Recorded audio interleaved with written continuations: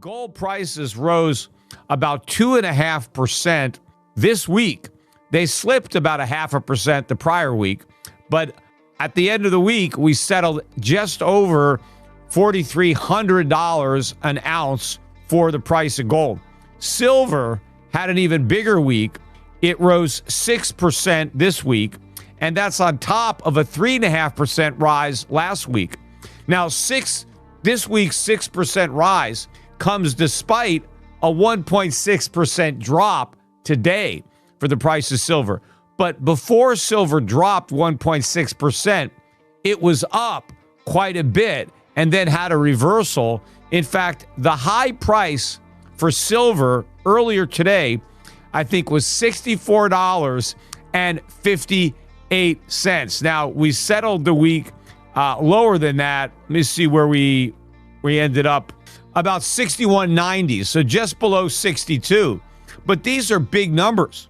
But before we had that reversal, when silver was at its high earlier this morning, it was up 10% on the week. Now, year to date, gold is up 64%, and silver, based on where it closed, is up 113% on the year. Now, you can contrast that with Bitcoin, which is down about 5% so far in 2025. And we don't have that much time left for Bitcoin to crawl its way back into positive territory. But gold and silver are looking strong, and I think they're going to finish out this year even stronger. I think the big catalyst for the next leg up in both gold and silver is the decision by the Federal Reserve to resume quantitative easing. That announcement came out on Wednesday. Now, officially, the Fed did not launch QE, and they deny that what they're doing is quantitative easing. But that is exactly what they are doing. They're just not fessing up and calling it quantitative easing. What specifically did the Federal Reserve announce that they're going to be doing? Well, they're going to be buying treasuries, short-term treasuries, to the tune of about $40 billion in the first month, and then an undisclosed but ongoing commitment to continue to buy. Remember, up until this month, the Fed was selling. They were shrinking their balance sheet as part of quantitative tightening. They announced at the last FOMC meeting, before the one we got this week, that they would be ending quantitative tightening in December. Well, they ended it, but they didn't just stop shrinking the balance sheet. The balance sheet is now expanding, which is what was happening when they were doing quantitative easing.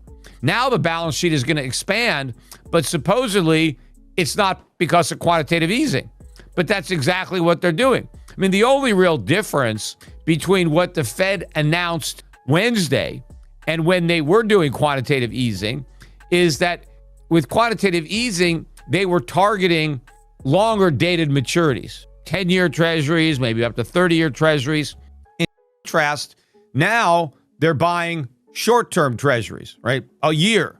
But that doesn't really matter. What matters is the Federal Reserve is creating money out of thin air and using that money to monetize government debt, to buy U.S. government debt. The maturity is irrelevant. What's happening is still quantitative easing, which of course is just another name for monetizing debt, creating inflation. That is what the Federal Reserve is doing. Now, a lot of people didn't think that this was going to happen. I've been saying for years and years that the Fed would go back to quantitative easing. I'm surprised they were able to hold off as long as they did.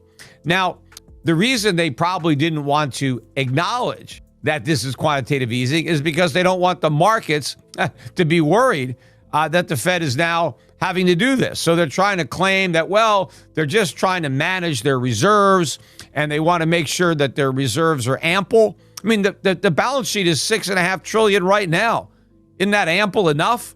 But want to have more treasuries on the balance sheet, and so they're going to buy them.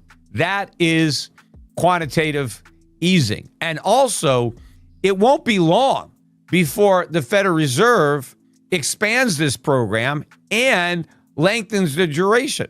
So sure, right now they're buying short-term treasuries. It's only a matter of time, and probably not much time, before they start buying longer-term maturities. Now, they're probably never going to admit that what they're doing is quantitative easing, but clearly that's what they're doing. And the reason they're doing it is because they have no choice, because they're trying to suppress interest rates. And to do that, they have to expand the balance sheet. They have to buy more treasuries to get the yields lower. Now, in reaction to the announcement, and this is another forecast that I've been making, the yield on longer-term treasuries went up. In fact, the 10-year treasury yield closed at 4.19, and the 30-year is up to 4.85. So yields rose on the week, despite the fact that the reduced short-term rates by another 25 basis points. They're down at 3.5 to 3 3/4 on the Fed funds. But despite that reduction, longer yields went up.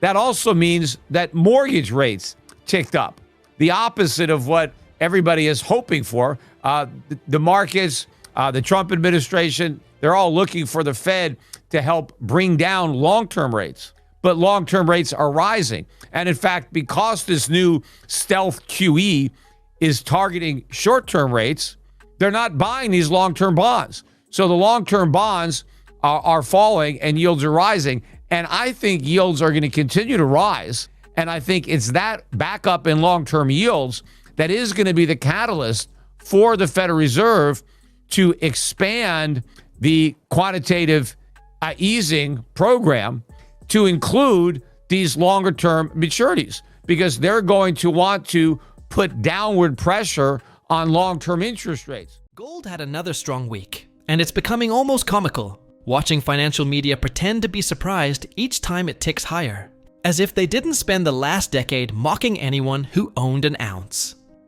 Gold closed the week just above $4,300 per ounce. Yes, you heard that correctly. Not 1,300, not 2,300. We're well into the fours now. Silver had an even bigger week, up about 6% despite a sharp intraday reversal today. Earlier this morning, silver touched a high of around $64.58 before settling closer to $61.90. And that 1.6% pullback today doesn't change the story at all. Before the reversal, silver was up roughly 10% on the week.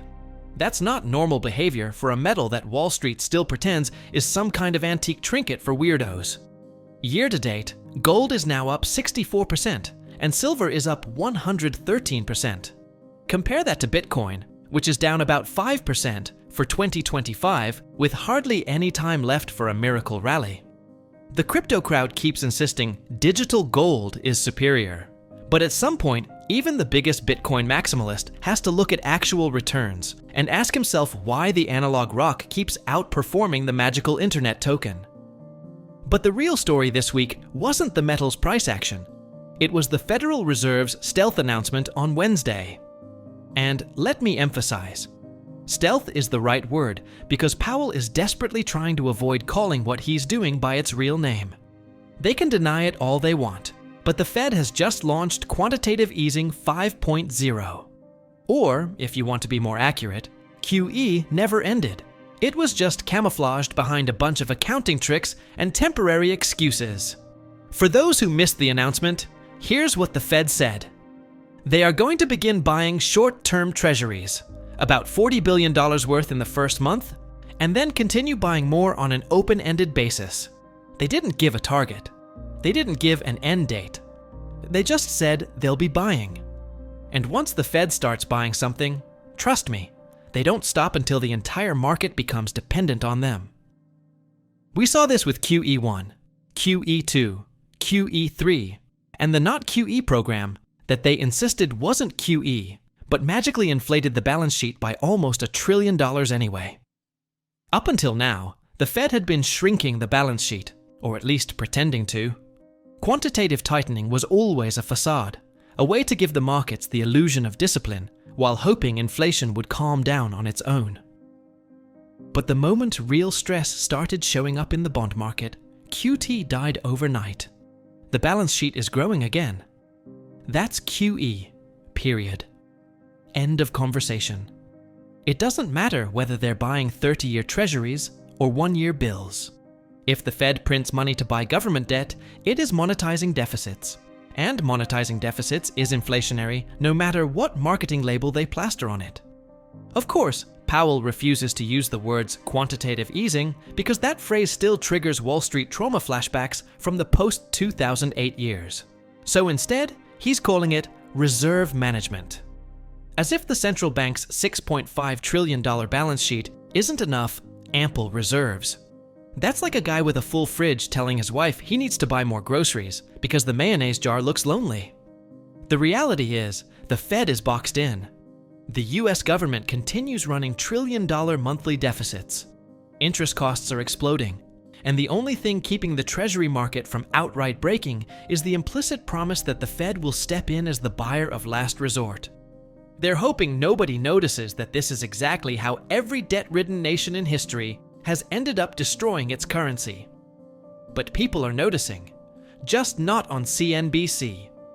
They're noticing in the gold and silver markets. They're noticing in the bond market. And they're certainly noticing in foreign capitals where large holders of treasuries have been reducing exposure for years. What makes this particular pivot absurd is that the announcement of stealth QE actually caused long-term yields to rise instead of fall. The 10-year Treasury yield ended the week at 4.19%, and the 30-year rose to 4.85%. That's despite the Fed cutting short-term rates another 25 basis points. Think about how ridiculous that is. Powell cut rates to try to bring down borrowing costs, and the market shrugged and said, "No thanks, we don't believe you," and pushed long-term yields higher anyway. And I've been predicting exactly this for years. Once inflation becomes entrenched, once deficits get big enough, once foreign buyers retreat far enough, the Fed loses control of the long end of the curve.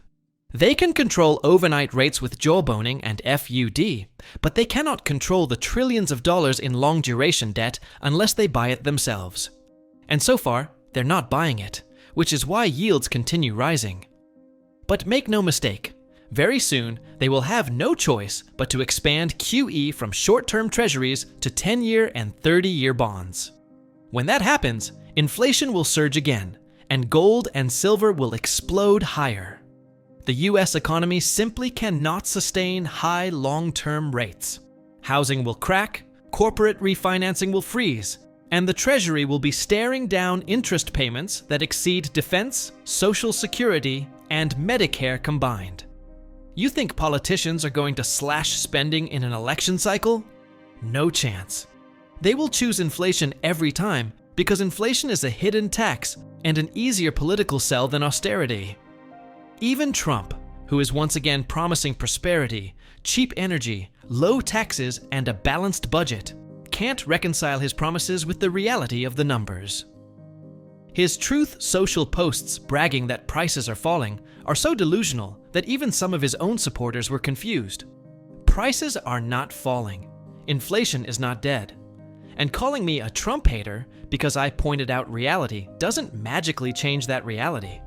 If inflation was really falling, gold wouldn't be at $4,300 and silver wouldn't be making new highs every week. The truth is, inflation never went away. The government just manipulated the CPI formula enough to hide it. Anybody who buys food, pays rent, or uses electricity knows prices have not come down. But political narratives are powerful things, and when they collide with math, math eventually wins. One of the most important things happening, something completely ignored by mainstream media, is that the mining sector is about to become the next major beneficiary of the inflation cycle. Gold and silver miners are trading at absurd discounts to the S&P 500 despite record margins. Companies that used to need 1,500 gold to break even are now minting cash at 4,300. Many of them are generating more free cash flow than tech companies, and nobody seems to care yet because gold and silver still feel old-fashioned.